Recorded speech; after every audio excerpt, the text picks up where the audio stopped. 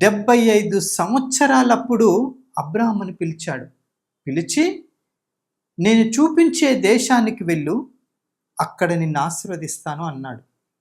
ఇక్కడ నాకు లోబడుండు, ఇక్కడ నేను చెప్పినట్టును, ఇక్కడ నాకు ఇష్టానుసారంగా ఉంటే నిన్ను ఆశీర్వదిస్తాను అనలే. అక్కడ నుండి లెమ్మన్నాడు. ఎక్కడ నుండి? ఉన్న ప్రదేశం నుంచి. ఎవరున్నారు అక్కడ? బంధువులు ఉన్నారు. తన అంత వంశం అంతా కూడా అక్కడుంది. ఈ హారానులో వీళ్ళ జనరేషన్ అంతా, పాత జనరేషన్ అంతా, లేకపోతే అబ్రహాం యొక్క తండ్రిదండ్రులు, అన్నదమ్ములు, అక్క చెల్లెళ్ళు, వాళ్ళ బంధువులంతా కూడా అక్కడ ఉన్నారు. అక్కడి నుంచి రమ్మంటున్నాడు. వస్తే ఆశీర్వదిస్తాను అంటున్నాడు. సంవత్సరాలు ఎన్ని? 75. 75 అప్పుడు నిన్ను ఆశీర్వదిస్తాను అని అంటే మనము విశ్వసించటానికి ఎంతవరకు, లేదంటే దేవుని మీద ఆధారపడడానికి ఎంతవరకు మన విశ్వాసము పనిచేస్తూ ఉంటుంది. ఇంకోటి, అందరినీ వదిలిపట్టి రమ్మన్నాడు. ఇంకొకటి, ఇక్కడ ఒక వాగ్దానం ఏం చేశాడంటే, సమస్తమైన నిన్ను గొప్ప జనముగా చేసి నిన్ను ఆశీర్వదిస్తానన్నాడు. గొప్ప జనంగా చేస్తాన్నాడు. తీరా చూస్తే మనకు తెలుసు కదా, అబ్రహాముకి కుమారులు లేరు.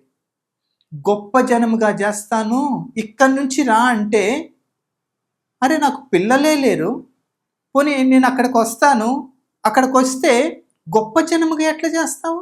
నాకు పిల్లలు లేరు కదా, మేము ఉన్నది మేమిద్దరమే కదా, ఎలా గొప్పగా చేస్తావు? అడగలేదు. లేచి బయలుదేరొచ్చాడు. బయలుదేరొచ్చి 75 సంవత్సరాలప్పుడు వాగ్దానం చేస్తే 76లో పుడతాడేమో అనుకున్నాడేమో, 77లో పుడతాడు అనుకున్నాము, 78 అనుకున్నాడేమో, 9 అనుకున్నాడు, 80. గొప్ప జనముగా చేస్తానన్నటువంటి దేవుని మాట పట్టుకున్నాడు. కానీ సంవత్సరాలు పెరుగుతుంటే ఇంకా రావట్లేదేంటి, ఇంకా రావట్లేదేంటి, ఎక్కడన్నా మళ్ళీ క్వశ్చన్ వేసాడా దేవుణ్ణి? నువ్వు అప్పుడు వాగ్దానం చేసావు కదా, ఇంకా రావట్లేదేంటి, ఎలాగా జనముగా చేస్తావు, ఏమన్నా క్వశ్చన్ వేసాడా? ఏం క్వశ్చన్స్ లేవు.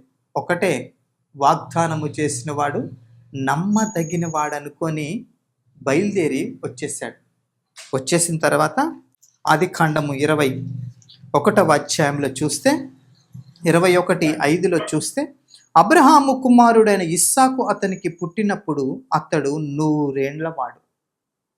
75లో వాగ్దానం చేస్తే 25 సంవత్సరాల తర్వాత ఇస్సాకు వచ్చాడు. 25 సంవత్సరాలు విశ్వాసము కదలకుండా, ఎక్కడ కూడా అనుమానం లేకుండా సాగిపోయాడు. 25 సంవత్సరాలు. ఒకవేళ మన జీవితంలో అనుకోవచ్చేమో, దేవుని యొక్క వాగ్దానము, దేవుని యొక్క ఏమంటామంటే మాట వింటే నాకేం లాభం? ఇక్కడ అబ్రహాం అనుకోవచ్చేమో, 75 సంవత్సరాలు గతించిపోయినాయి కదా, ఒకవేళ నువ్వు నా కుమారుని ఇచ్చినా, ఈ కుమారునితో నేను ఎంజాయ్ చేయడానికి, ఈ కుమారునితో సహవాసం చేయడానికి, ఈ కుమారుని పెంచి పెద్ద చేయడానికి, ఆయనని జనములకు తండ్రిగా చేయడానికి నేనుంటానా? నేనుండనే. నా కుమారుడు ఎప్పుడు ఎదుగుతాడు? ఎప్పుడు ఆయన నుండి జనరేషన్స్ అవుతాయి? ఇవన్నీ ఆలోచించాడా? ప్రియమైనటువంటి వారలారా, ఒకటి మన విశ్వాస జీవితంలో గుర్తుపెట్టుకోవాలంటే, నీ వాగ్దానము నీతోనే ఉండిపోదండి. నీ వాగ్దానము దేవుడు ఏదైనా నీతో చెప్తే, ఇది చేస్తే నాకేమి లాభం అని ఆలోచిస్తాం మనం. అంటే నాకు నెక్స్ట్ డేనే ఆశీర్వాదాలు కావాలి, నెక్స్ట్ డేనే నేను అడిగింది కావాలి, నేను అనుభవించాలి అని అనుకుంటాం. ఇక్కడ మనకు తెలియచేసేటువంటి సీక్రెట్ ఏంటో తెలుసా? నీకు ఇచ్చిన వాగ్దానము నీ జనరేషన్స్కి పనికొస్తుంది. నీకు ఇచ్చినటువంటి వాగ్దానము నిన్ను చూసి ఇవ్వలేదు, లేకపోతే మనము ఏదో విశ్వాసము అనేసి ఇవ్వడం లేదు. కానీ ఆయన యొక్క సంకల్పంలో మనమున్నామని, ఆ సంకల్పాన్ని భావి తరానికి ఫుల్ఫిల్ చేయడానికి ఇదిగో ఇప్పుడే వాగ్దానం ఇస్తున్నాడు. మరి ఆయన ఏం చేశాడంటే అబ్రహాము నిలబెట్టుకున్నాడు. నెక్స్ట్ జనరేషన్ ఈరోజు చూస్తే ఇజ్రాయిల్ కంట్రీకి ఆయనే కదా పునాది, విశ్వాసానికి పునాది ఆయనే కదా. ఒకవేళ ఆయనే నాకు ఈరోజు కుమారుడు లేడు కదా, నేను పోను, నువ్వు చూపించే దేశానికి నేను వెళ్ళను అని అక్కడే వాళ్ళ ఊర్లోనే ఉన్నాడు అనుకోండి, ఈరోజు మనము విశ్వాసానికి పెతరుడు అనుకోమని, విశ్వాసాన్ని అబ్రహామును బట్టి విశ్వాసం మనం నేర్చుకోము. ఆయన ఇచ్చినటువంటి దాన్ని పట్టుకొని నడిచాడు. ప్రియమైనటువంటి వారలారా, వాగ్దానం అండి నెక్స్ట్ డేనే జరగాలని ఎక్స్పెక్ట్ చేయకూడదు. ఒకవేళ నెక్స్ట్ డేనే జరిగితే నీ బిడ్డలకి, నీ ఫ్యూచర్ జనరేషన్స్కి, నీ బిడ్డలకి అది వద్దా? అది ఆశీర్వాదంగా ఉండొద్దా? అది ఉండాలంటే నువ్వు నిలబడాలి. ఎందుకంటే నువ్వు ఫోర్ ఫాదర్వి, నువ్వు పితరుడు అవుతావు కాబట్టి నువ్వు నిలబడాలంటే ఆ వాగ్దానాన్ని పట్టుకొని నువ్వు నడవాలి. నీకు కావాల్సింది వాళ్ళు అడిగి రేపు ఇచ్చేసాడు అనుకో, మరి ఫ్యూచర్లో ఆశీర్వాదం వద్దా? ఫ్యూచర్లో మరి మనకి దేవుని యొక్క పంట మనం కోసుకోవద్దా? మన బిడ్డలు కోసుకోవద్దా? మన బిడ్డలకి ఆశీర్వాదంగా నువ్వు ఉండవా? నీతో పాటే అయిపోతుందా? దేవునిని అందుకేనండి మన బిడ్డలకి దేవుని యొక్క సంగతులు మనం తెలియచేయాలి.